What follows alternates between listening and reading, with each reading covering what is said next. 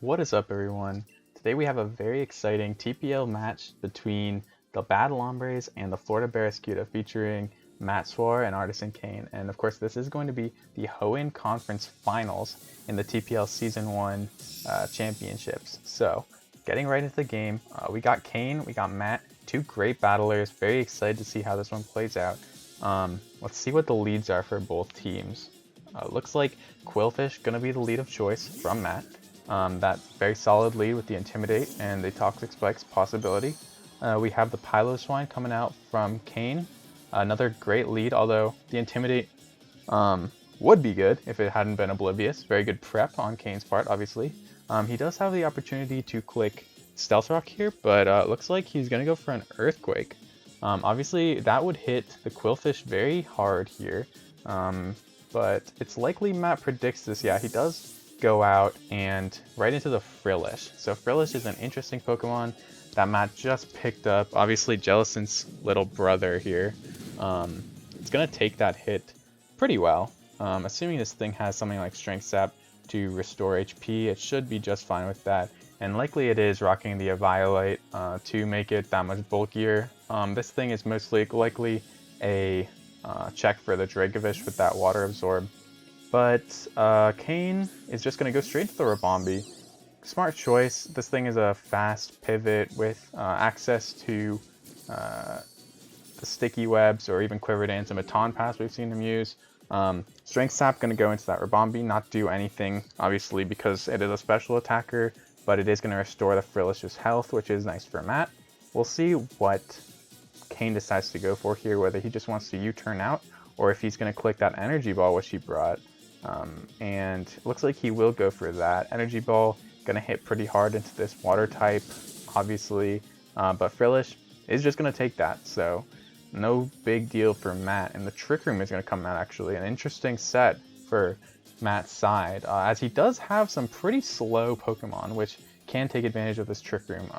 Much more of a doubles move usually, but very cool that he's bringing this in the conference finals. Really like that play. He's going to bring out Qwilfish again into this Rabombi, which is a smart choice. The Poison type matching up very well into the Rabombi. Intimidate not going to do much here, but it's nice to have that typing advantage. And the Energy Ball not going to hit quite as hard being that Poison type, although the Water type does take the damage just as well. And this Qwilfish is not very specially defensive as Amon, so it is going to get hit relatively hard. But now it has the opportunity to get something off like a Poison Jab, or any number of things into that Rabombi, and that's going to hit him very hard if he doesn't switch out here, which he might well. We'll see what Kane decides to go for. It is going to be Poison Jab, and that's going to hit the Rabombi quite hard, actually bringing it down to Sash. Wow, that hit very hard. Makes sense being that Poison Stab into the Fairy type. U-turn coming out, going to be that slow switch, just to bring in something safely, which is smart in the Trick Room. Kane is going to bring out something here, most likely going to be Piloswine into that Qwilfish, unless he wants to try and get some setup here, because the Qwilfish is not the most threatening of Pokemon, although it does have some options, but looks like the Hydreigon is going to come in for Kane. It's a pretty proactive move, I like that a lot. He's going to probably try and set up here. It looks like he had the Life Orb on that. Nasty Plot and Substitute coming out, so he can just click Substitute and kind of force a switch here from the Qwilfish.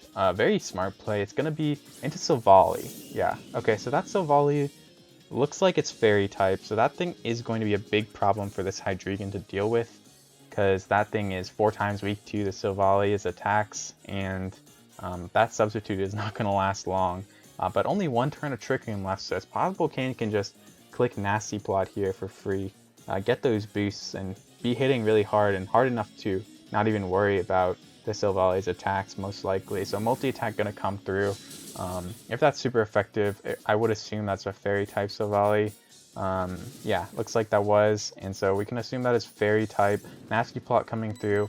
Not sure whether this is the correct play, because that Silvally does have the opportunity to just like hit back really hard and possibly even KO the Hydreigon even if it Dynamaxes here, but we'll have to see. It might be able to just pick up a KO if Matt stays in here, because Hydreigon will slightly outspeed the Silvally most likely, depending on the EV spread.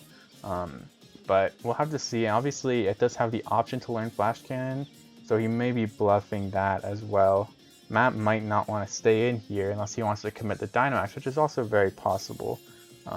It looks like Kane did go for Max Quake, which is going to be his strongest move into Silvally.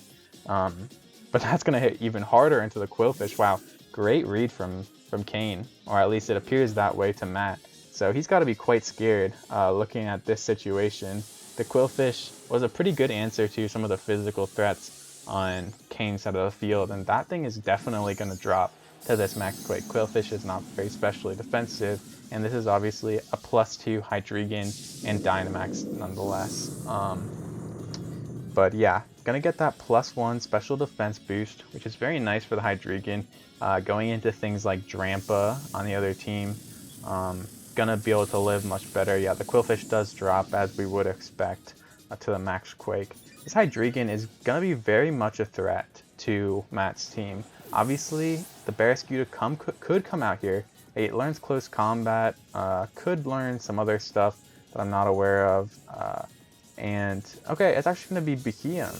That's an interesting choice. We'll have to see what Matt is planning with this thing, because this is a Psychic type into the Dark type. Perhaps he's baiting out a Max Darkness, but it looks like he's just going to take it. So that Beheeyem is going to drop right away. Unless, might be Focus Sashed. So yeah, it is going to be Focus Sash. We'll see what move he chose to go for. I don't know if this thing learns Mirror Coat or anything, but looks like, let's see, so Trick Room coming out from the Beheeyem. Okay, that's a pretty smart play.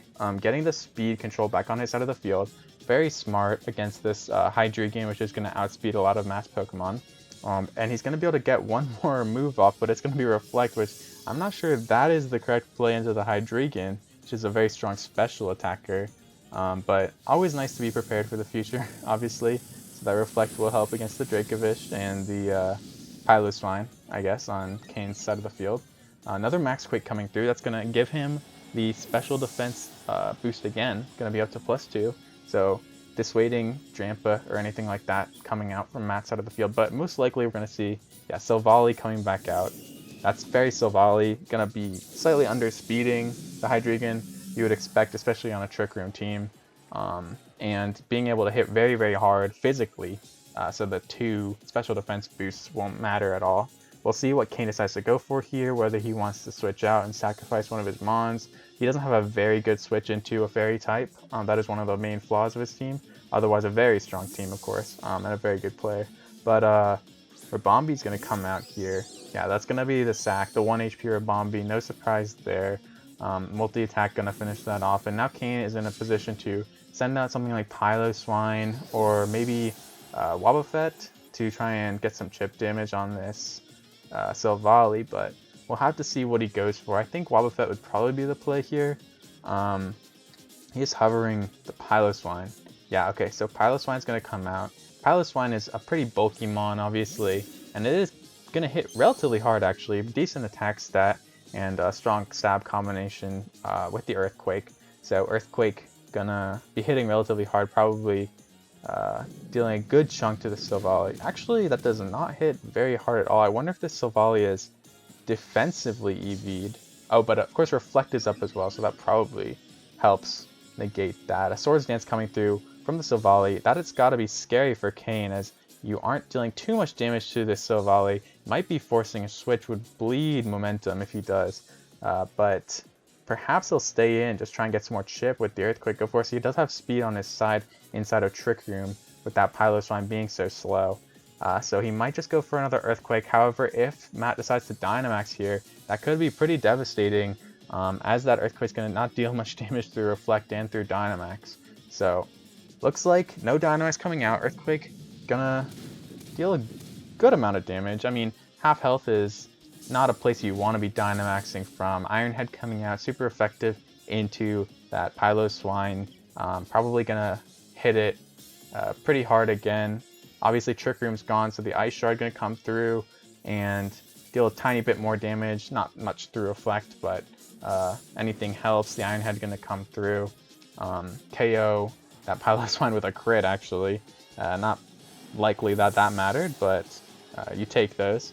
Reflect gonna wear off. on Matt's side of the field, so it is possible we'll see Dracovish make its appearance here. It looks like Kane is deciding to go for that most likely. Yeah, Dracovish with the Scarf can outspeed this thing, can just click Vicious Rend as it does so well, probably get the KO unless Matt decides to Dynamax here, which would be probably ill-advised with such a low life total on that Silvally, but you never know. It might be able to live a hit. Did look pretty defensive. But yeah, we'll have to see what Kane goes for. He has to also consider that Frillish is in the back with Water Absorb, so Vicious Rend might not be the safest choice. However, Matt decides not to switch, leaves it in. Silvally is going to be a casualty, the first casualty to Dracovish this game. And now Dracovish is locked into that Vicious Rend, so Matt might have an opportunity here to bring out Frillish, get another Trick Room up. We'll see what he decides to do. I don't know if that's really beneficial to his long-term plans, and he is honestly on the back foot in this game. I believe he has 3 Pokemon left. Yeah, 3 Mons left to 4, and obviously those 4 on Kane's side of the field are very intimidating. Well, not literally, but very scary Pokemon with the Hydreigon and the Dracovish and the Mandibuzz still. We'll see what comes out into the Frillish here. Gonna be, yeah, Mandibuzz, very strong, making its first appearance. Very defensive Pokemon, obviously, and should be able to just stomach anything this Frillish wants to throw at it. So we'll see whether Frillish is rocking something like Toxic. Might be good to cripple this Mandibuzz as a wall, but yeah, a knockoff most likely gonna come through here into the Frillish. Knocking off a Violite would be nice. Dazzling Gleam, actually. Interesting choice. Not going to hit too hard because it is Frillish, but knock off Calming off into the Frillish. A Violite, most likely? Yeah, a Violite. Going to get knocked off. And looks like it is leftovers on the Mandibuzz. Pretty standard to see that. And this Frillish is on its last legs, really, coming into this. Most likely going to be a switch, but it's hard to say because you don't want to let the Mandibuzz get a free knockoff into the Barraskewda or Drampa, who both want their items a bit here. A Strength Sap actually going to come through. That's a good play. With the Trick Room still on its side, Matt is going to be able to outspeed that Mandibuzz and restore some really good HP here, actually. Foul Play, not going to care about that Strength Sap, but also not going to do much damage because it is Frillish. And Mandibuzz is just doing its job, walling the Frillish, taking up those Trick Room turns, which could be very valuable for Matt. We'll see. Looks like this thing is rocking Toxic, so most likely going to click that, try and just stop this Frillish from pulling any shenanigans. Will-O-Wisp actually comes out into the Mandibuzz, which is pretty good here. Going to half that damage from any knockoffs or foul plays. I believe that is how that works. But yeah, Toxic going to come out, poison the Frillish here, which is very nice for Kane, limiting that Pokemon's viability as a wall, obviously. With the Violite, not much of a wall, or without it, not much of a wall anyway, but yeah, this thing is on a timer now, much like the players, as we see 60 seconds to move. I believe more than half of the timer has expired so far, so these players might be facing endgame timer depending on how long they decide to keep these walls in. Hopefully it doesn't come to that, as no one likes to see that in these exciting TPL games, but you never know. Foul Play going to come through, straight into the Barraskewda. Ooh, and that's going to do quite a bit of damage. A Barraskewda with a very high attack stat, obviously. Even with the burn on the Mandibuzz, which I'm not sure if that actually halves the damage from Foul Play. That's a good question. But we'll see what the Mandibuzz chooses to go for. It might be another Foul Play, try and knock this thing out. I doubt Matt would click Dynamax with the half-health Barraskewda. Yeah, so Close Combat actually coming through. Interesting choice. Not super effective into the Dark Flying type. And it is going to lower the defenses on the Barraskewda. So that was maybe a questionable play, but a pretty strong attack anyway, obviously, with that Life Orb. The Life Orb is going to get knocked off by the knockoff there. And yeah, this Mandibuzz just really stopping any kind of offensive momentum Matt is trying to get going here. That really is what this Pokemon is for, and it does its job quite well. Okay, so Liquidation coming through. That probably should have been the play last turn, but you never know really how these things will work out. Foul Play going to finish off that Barraskewda, which is one of the big threats on Matt's team down. So that is very nice for Kane to see. Really, it's just Drampa on the other side of the field, and it would honestly take a miracle at this point for Drampa to sweep through all of Kane's team, including Mandibuzz, Dracovish, Hydreigon, and I believe Wobbuffet is still alive. So I'm gonna say Kane is in a very, very strong position here. I would be shocked to see Matt make a comeback here, but you never know. It could happen. He still has the Frillish, could set that Trick Room one last time if it survives an attack here. And then the Drampa's in an alright position, so can't rule him out too early. Obviously, that Dynamax still is an option from Matt too, so still some possibility of Matt coming back into this game. Foul Play gonna do next to nothing, and that Frillish is gonna get out of the Trick Room, which is very good for Matt. Drampa's a very slow Pokemon, especially compared with what Kane has on his side of the field. So that is actually exactly what you need for Matt, is to get that Trick Room up and hopefully get the Drampa in there safely once that Frillish is knocked out.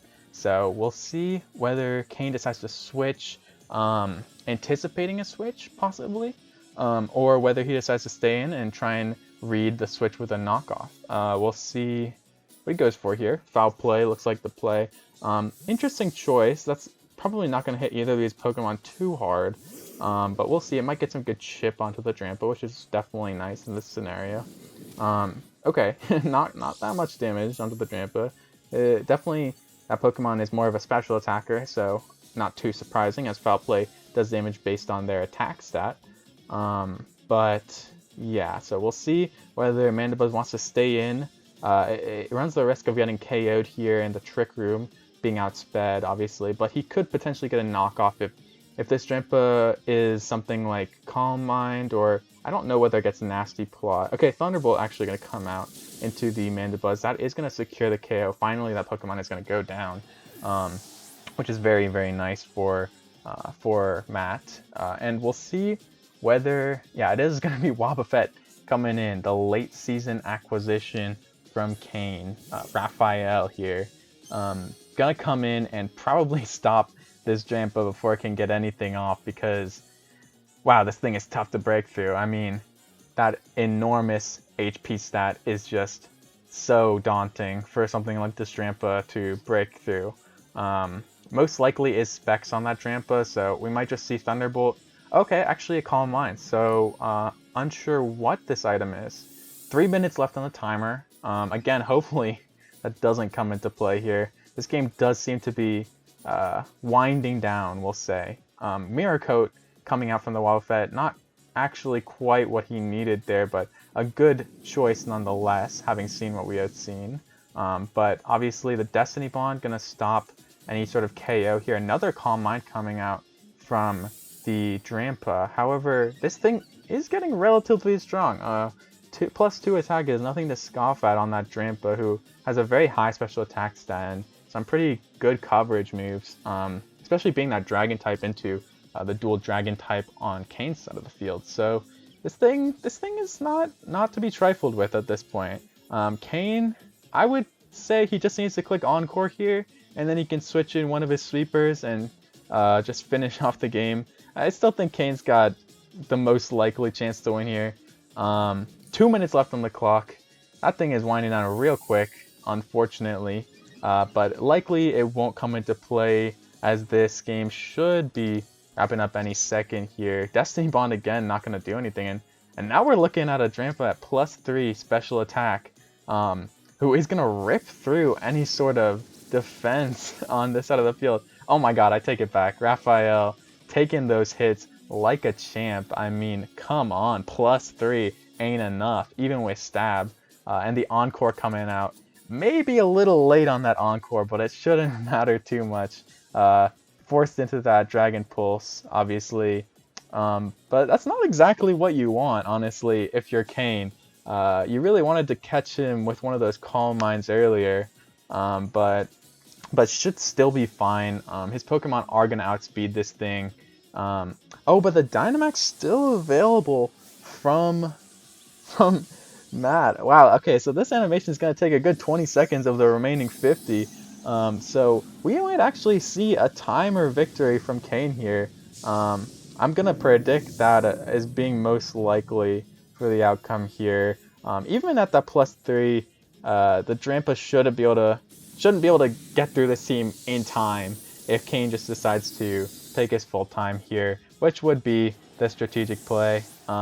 Can't blame him for using the timer to his advantage. I mean, if you're in this situation, you do what you can, and unfortunately, it has come down to it. But it looks like Kane's probably going to secure the victory here, just if he waits for the timer to end. I believe that will stall out the clock here. Oh my God, he actually clicks a move. Outrage going to come through. Oh my God, that actually might be a fatal mistake from Kane. The Haban Berry saving the Drampa's life, and he might get a max Wormwing across. Wait, this could actually mean the victory for Matt, as he has 2 remaining Pokemon, possibly with higher max HP than the Hydreigon on Kane's side of the field. I'm not sure how this actually works. The timer is a little bit fuzzy rules-wise, but the Hydreigon gonna come out. Oh my God, did Kane throw the game there? It's possible. I'm not sure how this actually works. He's gonna select a move. Does this go through? Wow! Kane actually lost that game. That's incredible. Wow, okay, so congrats to Matt Swar, I guess. That is shocking to say the least. Wow, that is. I am speechless. That is crazy. Uh, so congrats, congrats to Matt and the Florida Barraskewdas for moving on to the finals. They are your Hoenn Conference champions this game. What a way to win. I mean, that is shocking. That is really, I mean, I don't want to say disappointing, but wow, what a crazy end to that game. Timer comes to bite us again in this tournament. I really hope Game Freak finds some way to address that before Season 2 playoffs, because this thing has been quite the hindrance to us this season. But regardless, very good victory from Matt. I'm not trying to detract from that at all. He did play very well against that Wobbuffet, stacking those Calm Minds and reading the situation correctly, and obviously a very good game on both sides. I don't want to say that Matt won just through timer, because that's clearly not the case. I mean, he might have just been able to win in that situation regardless. So, very, very good comeback from that player. And these two players are both very, very good. I have a lot of respect for both of them. And I'm super glad that I got to commentate this game. Very exciting stuff. Gonna see Matt again in the finals against whoever wins in the Kanto Conference Championship. So that should be very exciting. Stay tuned for more TPL stuff. I've been Marcus, and yeah, thanks a lot to the players. Big shout out.